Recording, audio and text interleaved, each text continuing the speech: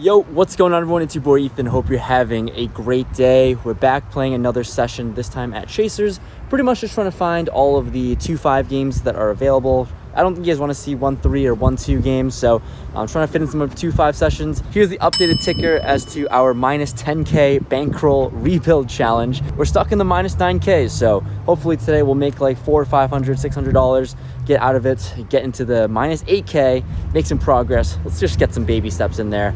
And yeah, hopefully run it up. There's like 3 or 4 2-5 tables, so I'm bound to find one good action-filled one. So hopefully we'll hop in there and mix it up. So let's get into it. Like the video if you haven't already. It always helps the channel grow, and let's get into the hands. We've got a lot of hands to go through, and this first one is 2 hands dealt in, pocket aces under the gun, playing 5-handed. I open things up to $20, and we get the small blind and big blind to call, so let's start off hot.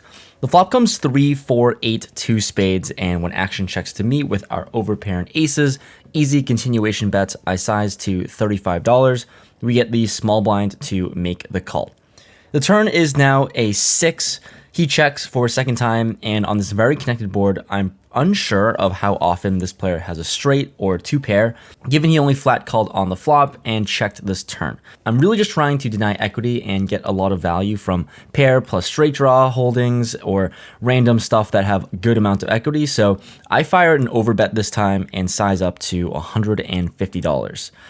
With this pretty large overbet with aces, this player thinks for quite some time and ultimately makes the call. So when he makes the call here, pretty confident in our hand, but we're going to see a river. The river comes a 9, and for a third time he checks, and this really isn't a card that changes a whole lot, but given how I've played this hand going for almost max value on the turn, I don't think we can get 3 streets of value with just 1 pair, so I decided to just check this one back. The small blind player shows 6-7 off suit for a turned pair and gutter, so always nice to win with 1 pair in this one, and pretty happy with how I played the first hand of the session. Next, we look down at Queen Jack off suit on the big blind playing 6-handed. There's a button, limp, small blind raise of $25, and given the configuration, I just make the call for 20 more and the button comes along. The flop comes Queen, Jack, 9, 2 spades, so another good looking flop for us with top 2 pair. The small blind throws out a bet of $55. It looks like he has a pretty small stack of about $130 total, so really easy spot to just raise pretty small here. Don't want to blow off the button off the hand if he has a draw or something that connected with the board, so I raise pretty small to 130. The button has a larger stack, but unfortunately finds the fold. Small blind rips it all in for $134 total, and obviously we're not folding for $4 more. We make the call, and we're off to a run out. One player all in.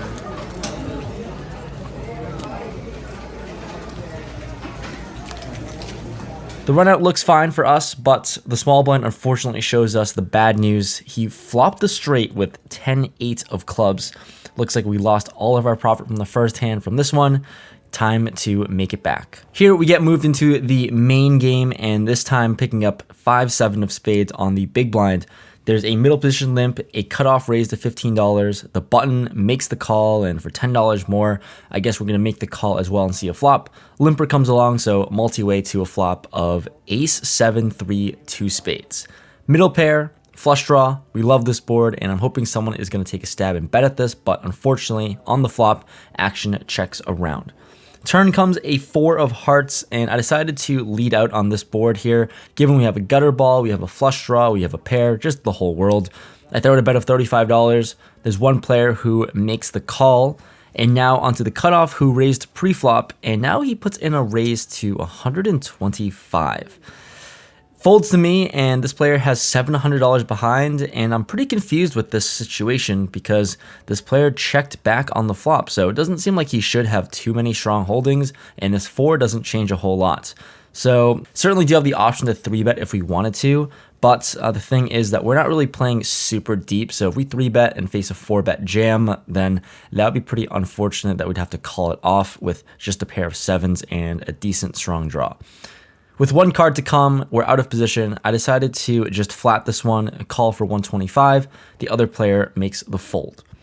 Heads up to a river, which is the 10 of clubs, brick city for us, unfortunately, sitting with 3rd pair now.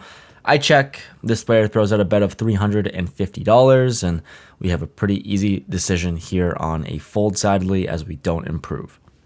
The very next hand, we missed a monster combo draw, but we get rewarded with aces in the small blind. Action folds to me, playing blind versus blind. I raise it up to $20. Big blind makes the call. The flop comes 10, 8, 7, 2 spades, and on these board textures, obviously not a huge fan of them with aces, but still good enough. I c-bet $15, and for 15, he decides on a call. The turn is now a 7, so really liking this board now with the best 2-pair holding possible. Don't think he has too many 7s in range unless it's like 9-7 or 6-7. So I decided to overbet this one to $75, expecting my 2-pair to be good here a lot of the time. Interestingly enough, though, we face something weird and face a raise. He puts in a raise to $200, and he has got about 600-ish behind. And looking at our hand, double checking, we do hold the ace of spades, so not an amazing card to have as it does block some of the spade draws that he could be doing this with, but we are blind versus blind, ranges are super wide, and I don't think we're behind too often unless he somehow has 7s for trips or a full house.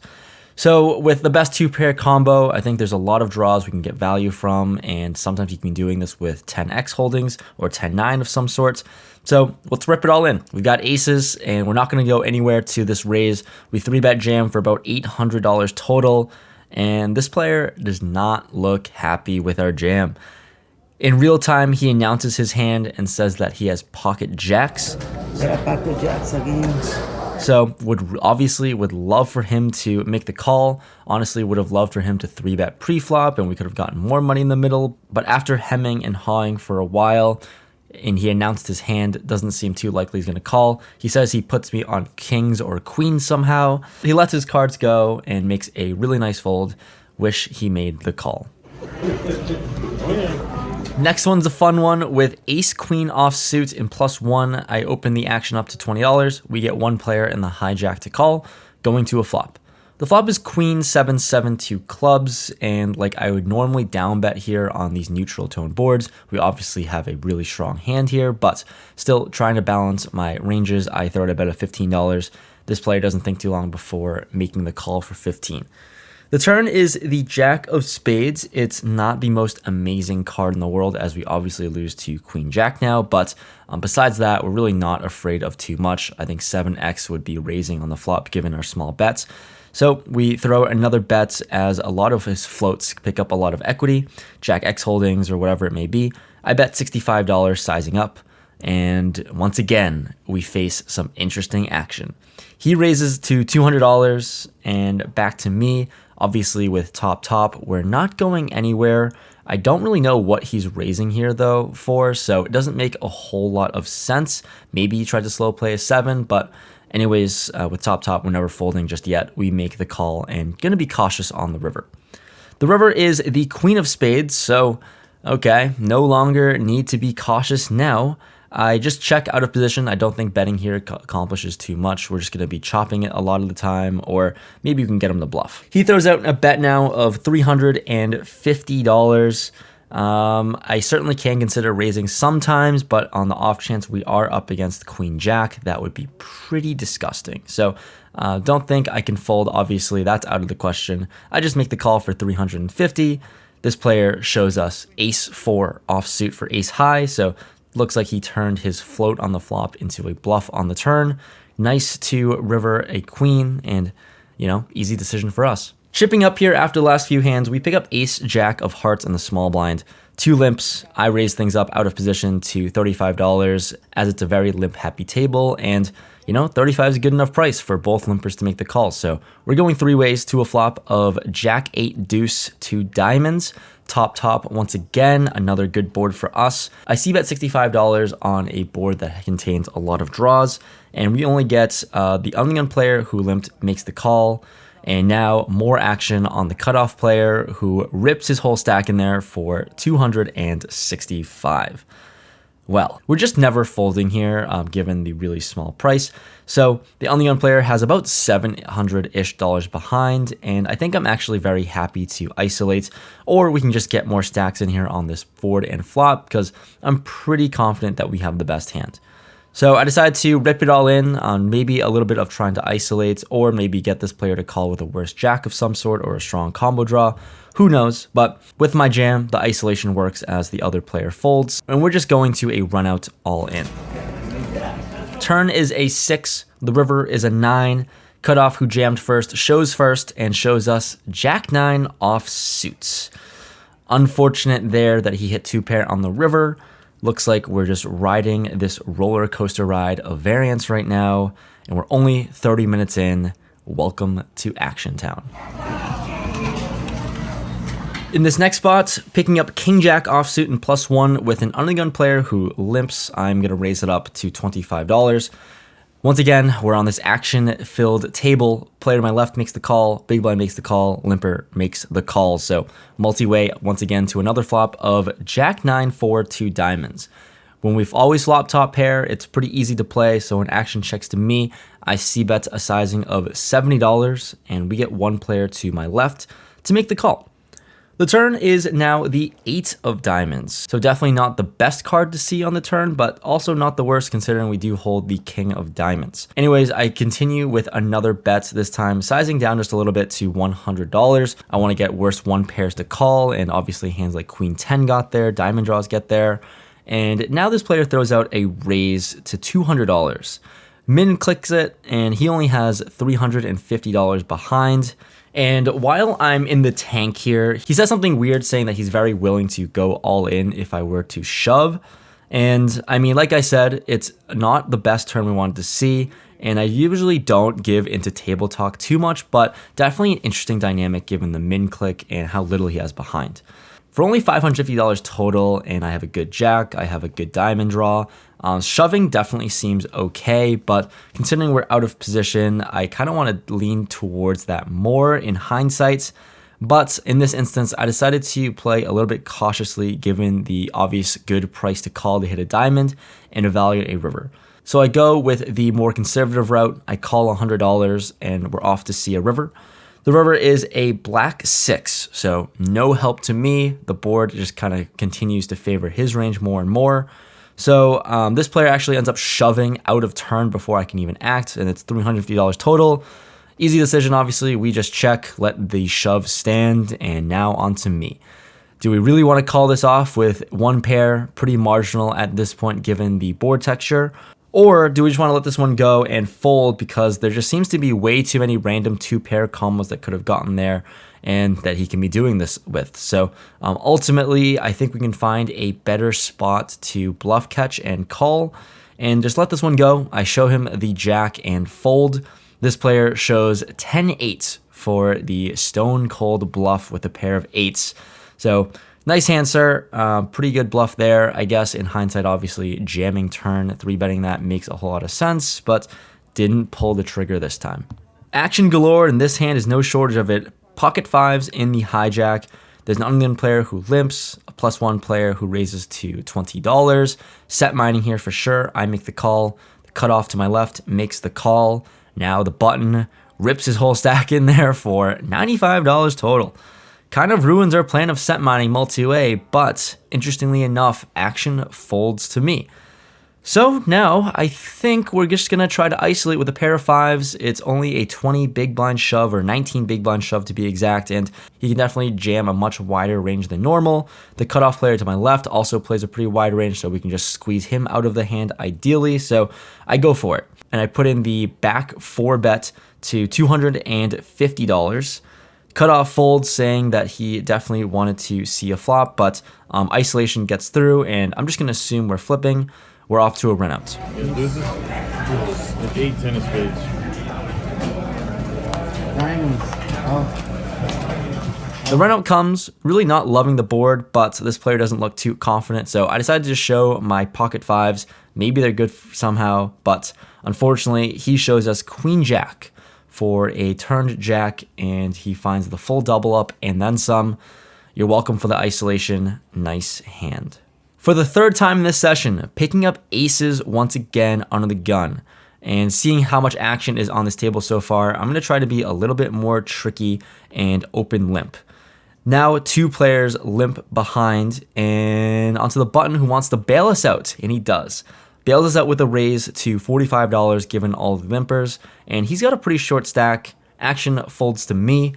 Definitely not going to be flat calling $45. I go for that back raise and 3-bet to $150. Folds back to this button player, and he's really short. Like I said, he's got about $210 in his entire stack. And instead of ripping it all in, he just makes the call. So $60 behind, we are essentially auto all in on the flop. The flop comes king 7 deuce all hearts. Doesn't matter what the flop was, I was going all in regardless. So I stick in $60 all in effective. He makes the call. Let's go to a run out. The run out looks pretty clean for us as no more hearts come on the board and I show my pocket aces. And looks like we scooped this one. This player shows us the queen of hearts, so definitely had good equity on this flop. We take this hand down. Rapid fire through all these hands, this one with king jack of clubs on the button. There's one player who limps, and I'm just going to raise it up a little bit larger than normal given how much action is on this table. We raise it up to $35, and like I said, Action City, once again, everyone left to act makes the call, small blind, big blind, and limper. Let's go to a flop multi-way once again of 10, 8, 9, 2 spades in the club. So all things considered, we've got a pretty strong hand with 2 overs, open-ended straight draw, and the backdoor club draw. When action checks to me, I c-bet a sizing of just $60 here, trying to see where I'm at when we're multi-way and we're in position. And only the limper makes the call, so we narrowed the field to heads up. The turn is now the queen of clubs, pretty much the perfect card we wanted to see. We hit the nuts straight. We also have the redraw to the king high flush, and this player checks to me. I certainly don't want to scare him off with a mega nuts with a overbet like I normally would, so I decided on a sizing of $110, hoping that this small sizing would maybe induce a spaz raise from him of some sort, but in this instance it does not. He just makes the call, and we're off to a river. The river is the 10 of hearts, and I wish I had some analysis and things to say, but there's really nothing to say when this player just open mucks his hand. I give up. Folds his cards, throws them into the muck, and we take it down without any contention, saying he had the nut flush draw. Okay, I guess we'll happily take it down. Don't even need to act on the river. Always nice to have the pot shipped our way without doing anything. It's been a while since we've seen pocket aces, so I guess we'll settle for pocket queens here for fun in the cutoff. There's an undergun player who limps. There's a +1 player now who raises it up to $15. This player is named Matt, who's pretty solid and watches the channel. The hijack makes the call, and we're in position. Obviously, very easy spot to 3-bet. I size to $45, and we get the undergun limper to fold, but +1, Matt makes the call, and hijack calls as well. So 3 ways to a flop. The flop comes 10-7, 3, 2 hearts, and action checks to me. Very draw-heavy board. We've got an overpair. We have no hearts. I'm going to size up a little bit bigger here, assuming our hand's good right now. So I c-bet $125. Action onto the +1 player who decides on a call for $125. The other player folds, and we're going heads up to a turn, and we're playing fairly deep over $1K behind. The turn comes the 9 of hearts. Probably one of the worst cards to see, if I wanted to say that. And even worse now, this player leads out for $225.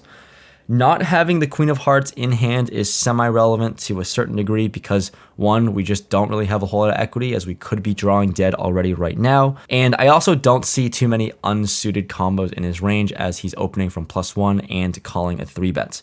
So I think there's sometimes he can be semi-bluffing here and can take advantage of his range versus my 3-betting range. But at worst, he just has a semi-bluff, and that's the issue as he has a lot of equity at the very least. Ultimately, definitely respect his game and his lead on the turn here. I think it's too likely that I'm beat against a flush or 2-pair or whatever it may be. So we have an overpair. We have pocket queens, but I make a disciplined fold, I think, in the moment. Let this one go, and After the session's over, Matt tells us he had 4-5 of hearts in this specific hand, so nice hand to you, and that was definitely a good turn card for you. All right, so we've been grinding out this session for a while, playing a lot of hands all for this moment. The premium 69 of hearts in the small blind. Action folds the button, he opens it up to $20. On the small blind, I definitely just would rather make my life easy to either 3-bet or fold instead of flat calling. So we decided on a 3-bet this time because, when you pick up a premium, gotta do it. I sized to $80. And the big blind folds, the button makes the call, and we're playing pretty deep. He covers me, and I have over 1,000 in stack. Going to a flop, which comes Queen 8-8, 2 hearts. Really nice board texture for us. Always nice to 3-bet 6-9 and have some equity. So with our flush draw, I c-bet $55, a little bit under 1/3 pot, and this player makes the call for 55. Going to a turn, which is the Jack of Hearts. Always nice to get there immediately. It's a paired board, which isn't amazing, but 9 high flush, certainly going to go for value again. And this time we size up a little bit here. Seems like there's a ton of combos of hands on this board that we can get more value from. So I size up to $225. With this pretty large bet, considering the size of the pot, he thinks for a while now and actually ends up making the call. There's a lot of times where when I bet large on the turn, I get a lot of folds, unfortunately, but on the off chance that I do get a call, it seems like this player has a pretty strong holding. So we're going to see a river and evaluate that. The river is the 5 of diamonds, the total brick we wanted to see, and now we have a decision to make about sizing. Couple options that we can go with. We can jam our whole stack in there, which is about $900 total. We can bet really small, $300 to $400 for value, trying to milk out just a little bit more money from him. And I go over those 2 options, and then I stumble across a third option. I can throw out a bet of $500, leaving myself with about $400 behind, and it looks a little bluffy, I think, sometimes. So that's what I do. I put out $500 as a bet, looking a little bluffy, trying to get paid, and while putting out my chips, this player goes deep into the tank for maybe a minute and a half or so at this point, and ultimately I'm thinking about it. I'm obviously going to be calling a jam no matter what, given I'm just so pot committed. And after a while, he ends up making the call. So when he doesn't raise, we're pretty confident our 9 high flush is good. I show my premium 69, and this player throws his cards into the muck. We win a large one. This was what we wanted to see, scooping up a large pot with the good old 6-9. One big hand followed by another big hand. This one you want to tune in for sure. Strapping your seatbelts because we have ace king offsuit. We're on the button and there's a straddle. There's one player who limps for $10. Now hijack raises it up to 35. The cutoff makes the call, and given the action, obviously with our hand, put in that 3 bets in position, and we size up to 160. Well, interestingly enough, the unlegun player cold calls who was straddling, didn't see that one coming, and the hijack who raised to 35 makes the call. The cutoff who called 35 also makes the call. We've got a 4-way 3-bet pot, big one brewing. Let's see a flop. The flop is King 8-5, 2 hearts. Everyone is playing super deep, and action checks to me with top. Obviously a spot that we are dreaming about. It's definitely a board that we think we are ahead of 100% of the time.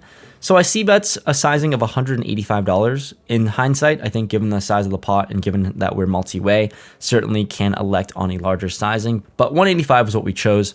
The unlegun player who cold calls folds. The hijack now who raised pre-flop makes the call, and look at this. Cutoff jams his whole stack, and it is a pretty large one at that.